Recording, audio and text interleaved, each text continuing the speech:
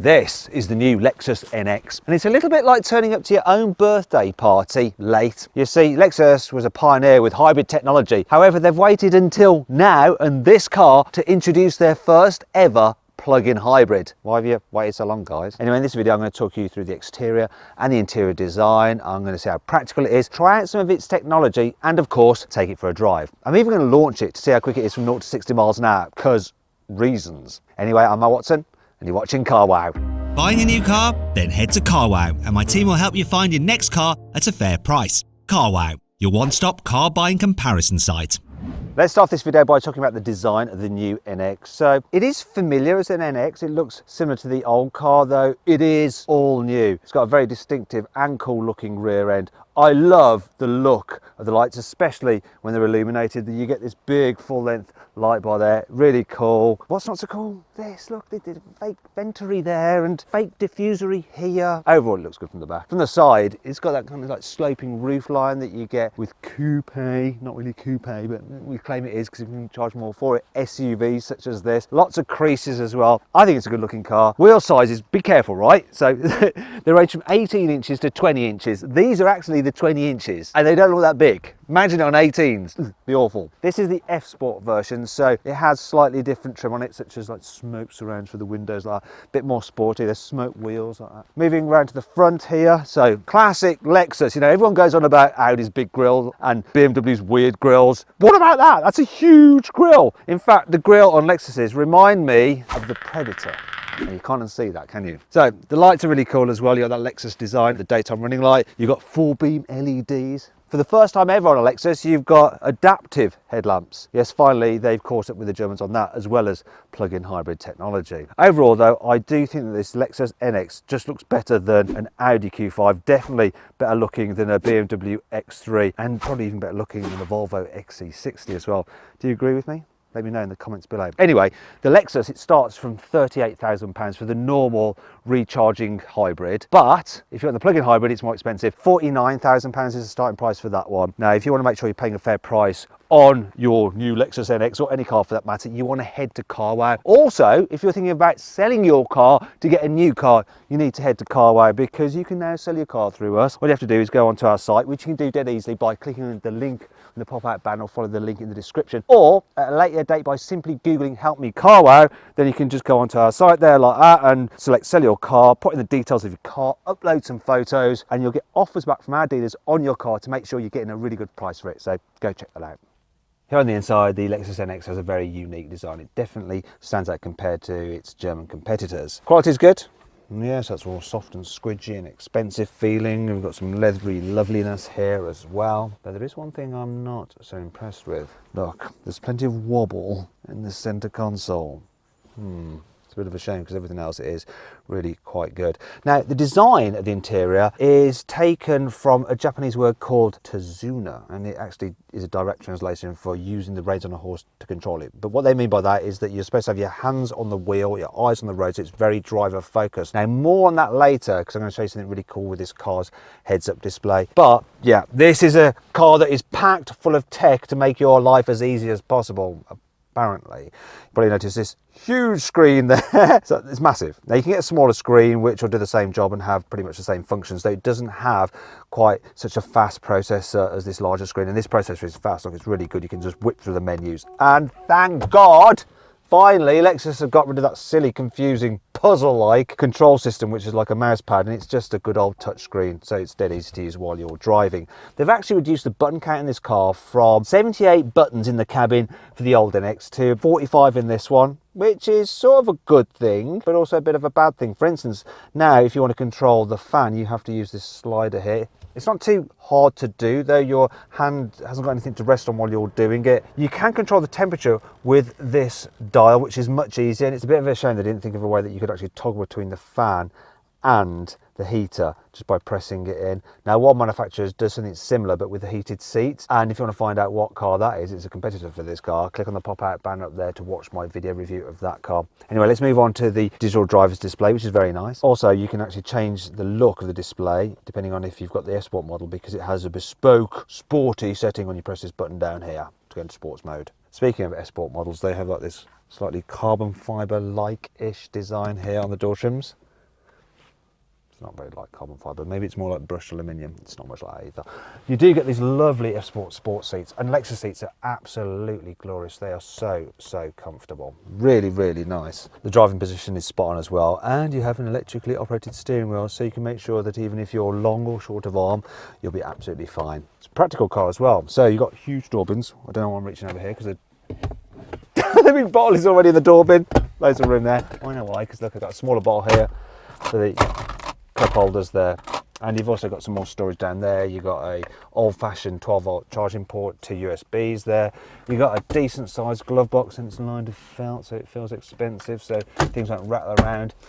There's also some more storage under here. Oh, what, you can't see? Don't worry, it opens both ways. That's useful, isn't it? And there's a secret bit of storage down here where you can keep your stash of Haribos. Like this as well, look, so decent vanity mirror for the vane and a little place for your parking tickets, plus sunglasses holder there as well. It's all very well done and thought out. Oh, and I've got to show you these. Look at those floor mats. Apologies for them being dirty, but it's a dirty day today. They're like something out of a luxury car with part leather, part carpet. Oh, and this F Sport also has lovely aluminium pedals. Really nice. I like it in here. I like it quite a lot. Here in the back of the NX, there's plenty of room. So good knee room, good head space. There's plenty of foot space as well. And you can stretch out your feet underneath the seat in front. Also, the headrests are quite narrow, so you do still get a good view forward here from the back. There isn't too big a hump in the floor like you get in some other 4x4s, which means that there's going to be enough room for people's feet if you need to carry 3 in the back at once. Now, if there aren't 3 people there, you can use the armrest. It's a bit annoying that you don't have covered cup holders here, so you end up like putting your wrist in there. What's even more annoying though is that this car doesn't seem to have any through loading, and you can't split the seats 3-way either, like you can on one of this car's German competitors. If you want to see what that car is, click on the pop-out banner up there, or follow the link in the description below. Can't complain about the storage though here in the back, so big door bins, nice seat back pockets. You've also got a 12-volt socket in there and 2 USB-C charging points, and this car has heated seats in the back as well. Keep nice warm bum. Important on a day like today. Bum. Just want to say it again. Yeah, I'm actually 8 years old. Just look 80. Hopefully they've cut this bit out of the video, but they might not have done. Now let's move on to the boot. So Lexus says that the electrically operated tailgate now opens faster than on the old NX. Apparently it only takes 4 seconds, but I'm going to find out for myself. Here's my stopwatch. I'm going to open it now. Come on. That's 1 second. That's 2 seconds. That's 3 seconds. That's 4 seconds. That's 6 seconds. 6. Anyway, the boot capacity itself is nice and large, 545 litres, which is comparable to a similar Audi Q5 or a BMW X3. It's a nice square shape as well, no real load lips, some scuff plates there so you don't scratch your boot when you're lifting things in and out. We've got a little bit of extra storaginess under there. Obviously this is the plug-in hybrid, so we've got the cables in there, storage nets, tie down points, hookages, yes, and 12-volt sockaginess. All the bits I like in a boot. There is one thing that's missing. I'd like release handles there, like you get on Volvo XC40. In fact, if you want to see my full in-depth video review of that car, click on the pop-out banner up there. You have to fold these ones down by reaching in, and now I've got bloody wet legs. God, first world problems. That brings me on to 5 annoying things about this car. While Lexus has finally done a decent and easy to use infotainment system, they dropped the ball ever so slightly when it comes to phone connectivity. You see, while you have wireless Apple CarPlay, poor Android Auto users like me, second-class citizens, we have to connect our phones via a wire, and we can't connect using a new USB-C. You have to use the old USB connection there. I'm so disappointed. Look, I can't even fit it in the blooming hole. Come on, get in. Still, once you do it, it does connect really quick. Look at this. Boom. And it's a nice big display as well. Don't worry about that, pre-production hardware, not for resale. That's because this car is a test car for journalists. It's pre-production. You won't have that if you buy this car. Look, you can see where I stayed last night. Premier Inn. Everything's Premier apart from the price. So they say in the advert. They should also add that the beds don't feel particularly Premier either. My back's still hurting. At first I thought I'd really like Lexus's low cover solution because it's nice and thin, so it fits underneath the false floor because you can fold it like that. However, that does cause a bit of a problem. So even though it's light, it's a bit flimsy, so can be a touch awkward to fit. Come on, there you can do it like that. But that's not the thing that annoys me about it. What annoys me is that it can bite you. So if you're lifting it up like that, see that join there, that hinge, you can get your finger or part of your body caught in that, and then it pinches it, bites it, even just demonstrating it, it really, that absolutely hurts. So at first I didn't think that this car low cover was going to get yeeted, but it definitely is. It flies well. Lexus can't quite make its mind up what to do with its fuel filler caps. So on this plug-in hybrid, the cover for the electric charging port, you operate it just by pressing it to open it and to shut it. Obviously when you lock the car, that is locked. But for some reason, the fuel filler cap, for where you put the petrol in, you actually have to press a button inside the cabin to unlock it. Why is that? Why can't it just work in the same way? Did we have one man designing this one and a different one doing the cover for the charging port? I don't know. You can get this car with a rear view mirror which doubles as a display for a live camera feed from the back. Now the only problem is that the camera is located just on the inside of the rear glass, and what can happen is it can steam up the lens and you can't get to it to clean it. Now you can demist the rear window, but because you can't demist the actual lens of the camera, which is just behind that, sometimes it stays a bit foggy like that, which is annoying, isn't it, really? I haven't thought that through very well. Do you like towing? You know, things like caravans, trailers and horse boxes. Well, this Lexus NX might not be ideal for you unless you've got one of those tiny little lightweight horses the size of a dog, because the towing capacity of this car is just 1,500 kilograms.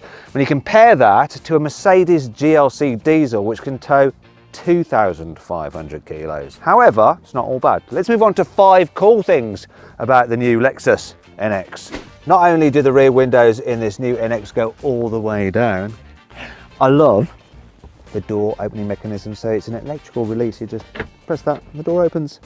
You might be thinking, well, what happens if there's a problem with the car, like it breaks or something? Well, firstly, it's a Lexus, it's never going to break. Secondly, if it does, then you have a manual release in the same little lever. Look at that. In fact, if you're a Luddite, you could just open it that way if you wanted to. Higher specification versions of the new NX come with a heads-up display as standard, and as well as showing the usual information such as speed and directions from the sat-nav, it can also let you control various functions of the car. So you have 2 little touch buttons on the steering wheel which you can rotate around to choose various options. So you don't have to look down at the digital driver's display or the main infotainment screen to see what you're selecting. It's really very clever. You can get an amazing surround view camera system for this car. Look, it lets you see all the way around the car, and you can do like a close-up as well. Look, so you can see all the way around it where the wheels are. So you know exactly how much space you've got, and when you start driving as well, check this out, right? You have guidelines and stuff like that, which is really useful. Plus, I'm gonna go backwards for a bit. There we go. Real crisp camera, super high detailed. And I'm gonna go forwards. You get a cutout of your car like that, so you can see exactly where you're placing it, which is great if you're going through bushes and you don't want to scratch your bodywork. Although you're not really going to be off-roading in this. More likely, you're going to be using that system to avoid curbing your wheels on width restrictors in town. It's brilliant. Everything about this car is quiet. So the electric windows may be fast, but they don't make much noise at all, do they? Then there is the windscreen wipers. Can hardly hear them. Can hardly hear them. The motors in the electric seats, quiet as well. But the best bit is this. Because you've got those electrically operated door mechanisms, you don't hear the central locking engage. It's silent. It just disables the switches. See? Silent. Normally the car would be going. That's me doing an impression of a central locking system. I really love that you've got this big charging pad there which will fit any size of phone. Well, not a folding phone if it's folded out. But if it's folded up like that, it will fit. And look, you can slide it away out of sight so it doesn't distract you when you're driving.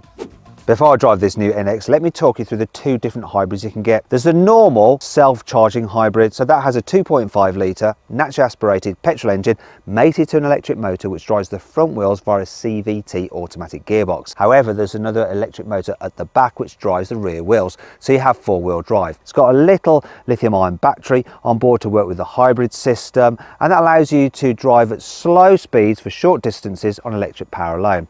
Combined, the power output of the normal self-charging hybrid is 244 horsepower. However, this is the plug-in hybrid. It has a similar 2.5 litre naturally aspirated petrol engine mated to an electric motor driving the front wheels via a CVT automatic gearbox and another motor at the back, so you get four-wheel drive. However, you have an 18 kilowatt hour battery you can charge. As a result, you can drive the plug-in hybrid version at motorway speeds on electric power alone for distances of up to 47 miles. Though not if you're doing motorway speeds, probably. The combined output of the plug-in hybrid is 309 horsepower. Now you can charge the plug-in hybrid to a 7 kilowatt wall box at home.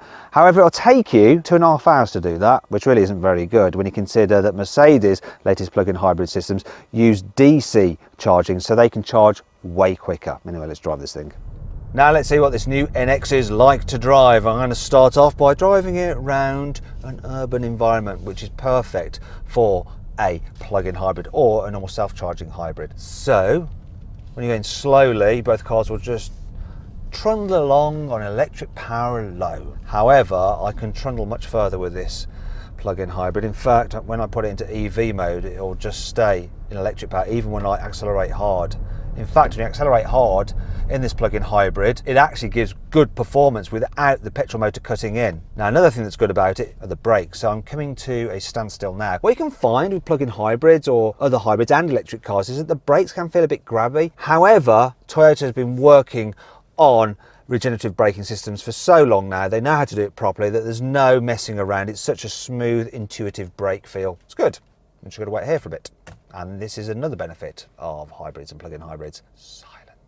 And you're not going to get the engine suddenly kicking in either to run the air conditioning system. It's fine, you can just sit here like you were in a normal electric car. We'll continue with the review in a bit once this traffic light has switched over and let us through. At least the seats are comfy. Oh, and the visibility is good. Big door mirrors, decent view at the front. View at the back end's a good day. Anyway, we'll be going soon.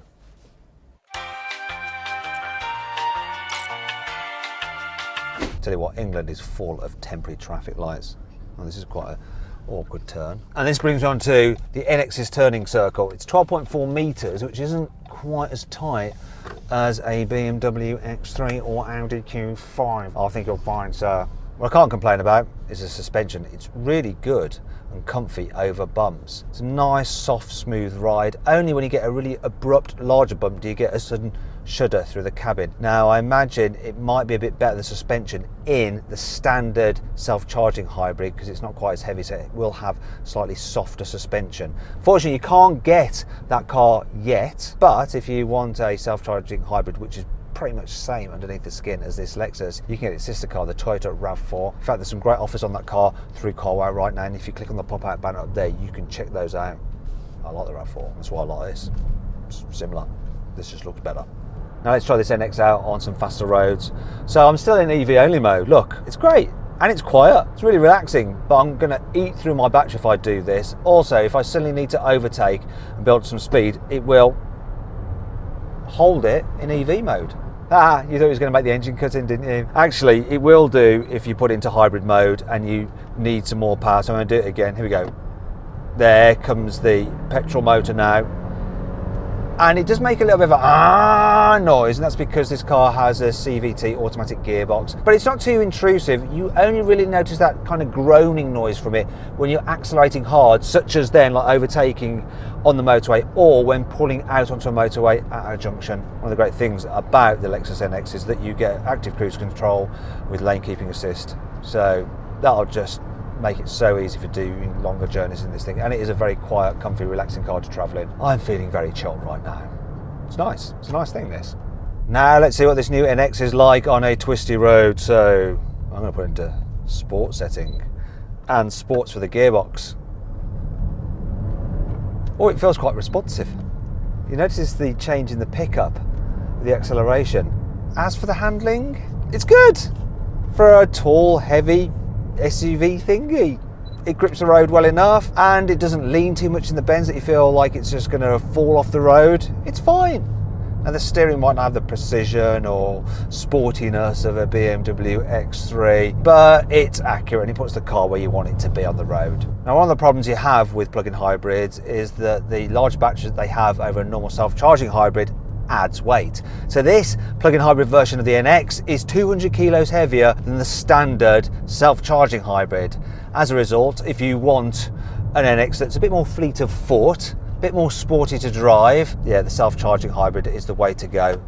Just feel a little bit more nimble and agile. When you're just cruising around, you probably won't notice it so much, but really, if you do like a bit of sporty driving and you still want an NX over something German, go for the normal hybrid. In fact, I'd always go for a normal hybrid over a plug-in hybrid. I'm not a big fan of plug-in hybrids. I think they're a compromise on all counts. They're not as focused as a normal electric car. You don't have the same performance or response, and they're not quite as good as an internal combustion engine car for just normal driving, because you're having to lug around a battery with you the whole time. The only real reason to have a plug-in hybrid is because it can save you money on company car tax because of the lower emissions, which aren't actually lower if you fail to charge it up all the time. Anyway, there is an advantage to this plug-in hybrid version over the normal self-charging hybrid. It's got a bit more power and it's a bit quicker.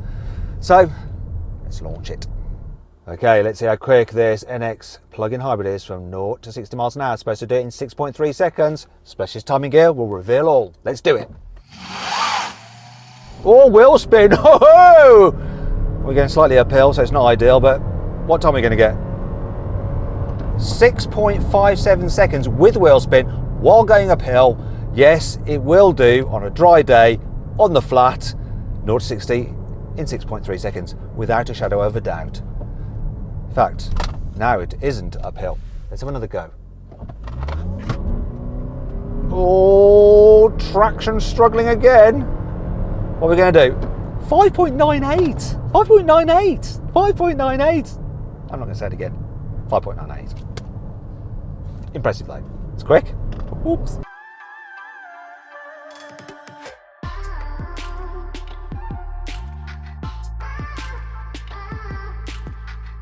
So then, what's my final verdict on the new Lexus NX? Should you avoid it? Should you consider it? Should you shortlist it?